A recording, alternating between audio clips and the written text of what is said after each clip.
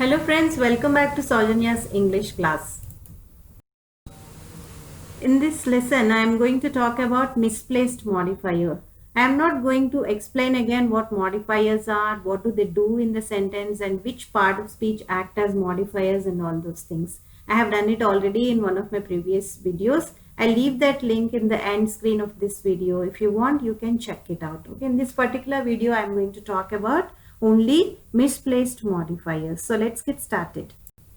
Misplaced modifiers can be adjectives, adverbs, and their phrases and clauses. So basically what we can understand here is both reduced adjective and adverb clauses, that is nothing but participle clauses and phrases, can act as misplaced modifiers if their placement, this misplaced modifiers is a self-explanatory term because it explains that something is misplaced over there. What is misplaced? A modifier is misplaced in the sentence.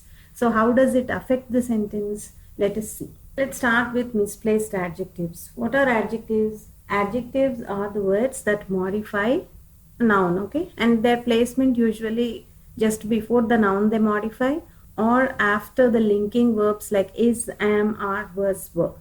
Let us observe one sentence. I prefer a tasty bowl of salad for my dinner. So according to this sentence, this adjective tasty is describing the noun bowl. Bowl can be tasty or salad. What are we referring to in this particular sentence? We mean to say that I prefer tasty salad for my dinner. That's what we mean to say. Okay. So how to fix this sentence? We have to make this adjective meet with the noun it modifies. Okay, let us see how to do that. Quite simple. I prefer a bowl of tasty salad for my dinner. So what have we done here? We have joined this adjective with this noun that it modifies. Okay, in that way it stays very clear. Meaning stays very clear to us. There is no ambiguity in this sentence. Let us observe one more sentence. We donated old and used dad's clothes. What does it mean? Quite ambiguous sentence, isn't it? We donated old and used what? Dad's clothes. So you mean to say dad is old and used? No, right? So these two adjectives, old and used, are referring to the noun clothes. Okay? But as they are placed away from the noun they are modifying, they are giving us some kind of clash in the meaning. Okay? Let us see how to fix this sentence. We donated old and used clothes of dad. So here what have we done? We have made these two adjectives meet their noun over here. Okay.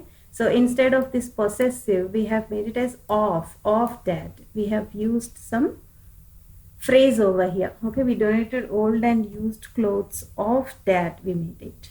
Okay. So this prepositional phrase adds to the clarity of the sentence over here. Old and used clothes of dad. Dad is not old and used here, but his clothes are. Okay. So in that way, meaning stays pretty clear. And then she ordered lunch from the menu, which was less expensive. You mean to say menu is less expensive? No, right? What is less expensive? Lunch. Noun is lunch. Okay. So what is the problem here? Like the previous two sentences, this adjective is placed away from the noun it should modify in the sentence. Okay. And there is one more noun in between which is making the meaning quite confusing. Let us see how to fix this. She ordered a less expensive lunch from the menu. What did she order? Lunch which was less expensive. Okay. So we have reduced this clause over here. She ordered a less expensive what? Lunch. Okay. So this less expensive, okay, which is the adjective in this sentence, is placed just before the noun it modifies. Okay. In this way, meaning stays clear. Okay. And from the menu, we have taken this preposition phrase as it is and we have kept it at the end of the sentence. She ordered a less expensive lunch from the menu. And then he dumped his clothes into washing machine which was soiled. You mean to say washing machine was soiled? We don't mean to say washing machine is soiled. We mean to say clothes are soiled. Okay, this particular noun is placed very much away from the adjective. This adjective is actually modifying the clothes, but as it is placed much away from that, its meaning is quite vague, not clear. Okay, how to fix this? Let us see. He dumped his soiled clothes into washing machine. So it's like very simple to fix this misplaced adjective. He dumped his soiled. We have brought this forward. Soiled what? Clothes. He dumped his soiled clothes into washing machine. So we haven't done anything to this particular prepositional phrase. It is as it is. What are we doing here? We are simply changing the place of the misplaced modifiers. That's it. That's what we are doing to fix them. Okay, in that way meaning stays intact. There is no ambiguity. And then let us learn about misplaced adverbs. Misplaced adverbs can be single words like only, just, almost, nearly, and especially, or adverbials as well. Adverbial phrases, adverbial clauses. Okay. What are adverbs, by the way? What do they do in a sentence? Adverbs modify verbs, adjectives, or another adverb present in the sentence. Okay. Now let us observe some sentences. He nearly lost all his savings in the stock market.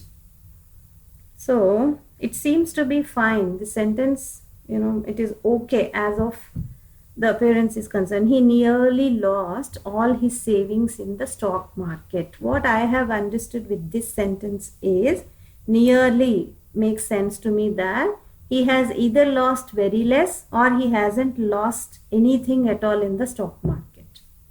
You don't want to say like that? Your meaning is a bit different? Okay, fine then. Let us see how to fix it then. He lost nearly all his savings in the stock market. Lost nearly all his savings in the sense 90% of his savings he lost in the stock market. That much of variation is there. If a modifier is misplaced, it alters the meaning of the entire sentence. So we have to be very careful, especially with the adverbs like only, just, almost, nearly, especially. All these adverbs, we have to be very careful while placing them in the sentence because they alter the meaning of the entire sentence, not one verb, not one adjective, or not one adverb. And then the two boys talked quietly in the class eating their snack. So according to this sentence, I have understood that class is eating their snack. Meaning is not clear. This entire phrase has to be changed. How to do that? Let us see.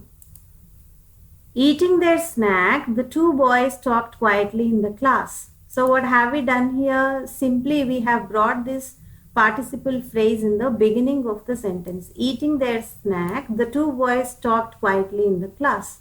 Simply we have changed the position of this phrase, okay, participle phrase. That is what? Changing the position. Position is changed. That is why we are calling them as misplaced, okay. If we change their position, everything will be fine, okay. And then Mom said on Sunday my grandparents will visit us. This is quite a vague sentence. I don't understand anything. I have understood it in two ways. Mom said on Sunday my grandparents will visit us, or Mom said that on Sunday my grandparents will visit us. This on Sunday phrase can mean anything, okay. We don't want to say sentences which mean anything. We mean to be precise in stating the sentences. Let us see how to be precise with our meaning. Mom said on Sunday that my grandparents will visit us. So we have taken the help of this conjunction that, okay. Mom said on Sunday that my grandparents will visit. What did she say? That my grandparents will visit us. We have made this entire thing as that clause, okay. In that way meaning stays clear to me. When did Mom tell me? On Sunday. What did she tell me? That my grandparents will visit us. In this way meaning of the sentence stays pretty clear. And then this is another type of misplaced modifiers. These are dangling modifiers. Dangling in the sense let loose. That is phrases or clauses that are not placed next to the word they modify. Usually lack in subject. Okay. So as other misplaced modifiers, either their place can be changed or we need to add subject. Usually what happens is dangling modifier phrases or clauses lack in their subjects. They don't have any subject to hold them. That is why they are dangling. Let us see some sentences, you will understand. Sitting under that banyan tree, it felt scary. There is no question of subject in this entire sentence, which is really meaningless. Sitting under that banyan tree. Who was sitting under the banyan tree? It felt scary to whom? No answer at all. So what is lacking in this entire sentence? Subject is not there here. Okay, let us see how to fix that. Sitting under the banyan tree, I felt scared. What I have done, simply I have altered this particular phrase. I felt scared. I have added a subject here, I. Okay. Sitting under the banyan tree. Who was sitting? I was sitting. Who were scared? I was scared. By adding one subject to this, I have made it as a clause. I felt scared. So, who was sitting under the banyan tree? I. Who felt scared? I. By supplying subject over here and by slightly altering this phrase, I have made it as a clause. Okay. By doing such things, we can easily fix dangling modifiers in the sentence. And then, walking towards the school, realized that I forgot my lunch bag. So here, who were walking towards the school? Who realized that I forgot my lunch bag? Again, subject is missing. Okay, let us see how to fix this. Walking towards the school, I realized that I forgot my lunch bag. So what have I done again? Again, I have supplied a subject over here. Okay. So here I supplied a subject over here and I made it as independent clause. I realized that I forgot my lunch bag while walking towards the school, I mean to say. Okay. So while is removed over here, we have reduced this adverb clause of time. Walking towards the school, I realized that I forgot my lunch bag. In this way, dangling modifiers can be fixed very easily. And then when 20 years old, my parents allowed me to travel alone. Now this is also meaningless if you observe carefully. When 20 years old, who were 20 years old? No subject. You mean to say your parents, when your parents were 20 years old, they allowed you to travel alone? It doesn't make any sense, right? So it lacks a subject over here. Okay, we have one subject over here, but it has nothing to do with this phrase. Let us see how to fix such sort of sentences. When I was 20 years old, my parents allowed me to travel alone. When I have added one subject, I have added one verb. I made this phrase as a clause, okay, subordinate clause. When I was 20 years old, my parents allowed me to travel alone. I haven't done any changes in this particular independent clause. Only I have added a subject, I have added a verb here. I made it as subordinate clause, okay. When I was 20 years old, my parents allowed me to travel alone. And then to enroll into the new course, at least 2 levels must be cleared. Okay, who wants to enroll into the new course? Who needs to clear 2 levels? Nothing is mentioned over here. If you observe carefully, there is no subject in this sentence as well. It seems to be fine, but it is not. Okay, so how to fix that? Where to add subject? To enroll into the new course, I need to clear at least 2 levels. So here it is given in passive voice. At least 2 levels must be cleared. Who is supposed to clear them is not mentioned here. Okay. So I made it clear by adding one subject I over here. I need to clear at least 2 levels. So I have made this into an independent clause. I need to clear at least 2 levels. Okay. And to enroll into the new course. This infinitive clause remains the same. To enroll into the new course, I need to clear at least 2 levels. Okay. So this infinitive phrase doesn't change. I have added a subject over here. And this particular part has become an independent clause. So in this way we can easily fix dangling modifiers. Now let us learn about squinting modifiers. They can modify more than one word in the sentence and makes the meaning ambiguous. So what do? they can modify more than one word in one single sentence. So obviously meaning becomes vague, isn't it? Now let us see how to fix that problem. Breathing fresh air slowly improves your immunity. So this slowly, this adverb can modify either this part or this part. Both are applicable. We don't understand what does it mean. Okay, let us see how to fix it. Breathing fresh air improves your immunity slowly. So what have I done here?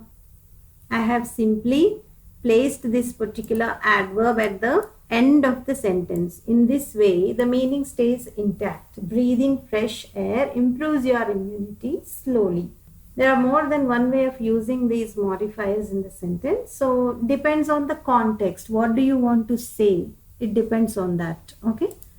And then helping people always makes us feel happy. So this particular adverb always can either modify this part or this part as well.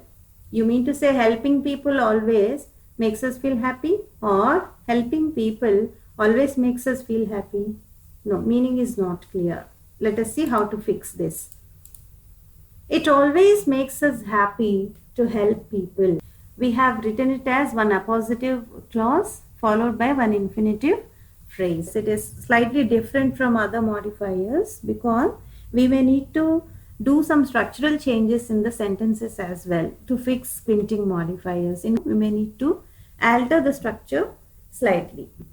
For example, we have made this appositive clause over here. It always makes us happy. What is that? To help people. In that way, we may need to rewrite the sentences.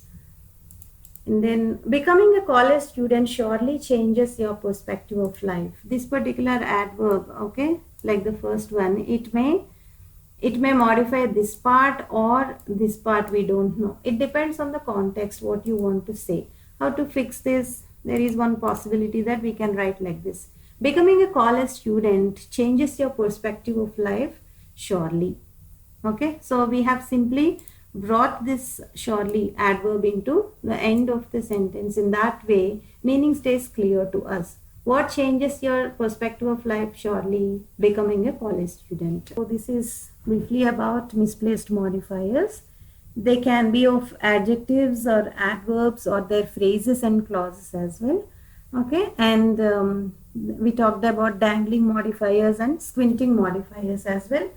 And I have told you briefly how to fix those modifiers as well. Keep writing some good sentences, use some good vocabulary, but don't fall prey to any of these modifiers. Okay, just check. It comes under proofreading. Whatever you have written, just go back and check once, and then you can immediately identify that your modifiers are misplaced or not. Okay, rectify those sort of mistakes and write some good sentences. Let us proceed to our simple quiz. Find out the type of the misplaced modifiers in the following sentences and try to fix them. First one, she told Reena after the school they should meet Miss Nancy. He almost ended up being bankrupt. Mom served coffee to the guests in silver cups. Leaving in a hurry, my house wasn't locked. He apologized for his coming late, which was really sweet. So this is our simple quiz. See, just by a glance, you may think that all the sentences are fine, but no, all these 5 sentences have misplaced modifiers in them. Try to find out by their type, whether they are misplaced modifiers or dangling modifiers or squinting modifiers. Try to identify them by their type and try to fix them. Okay? Believe me, it will be a fun do. Wish you all the best, dears.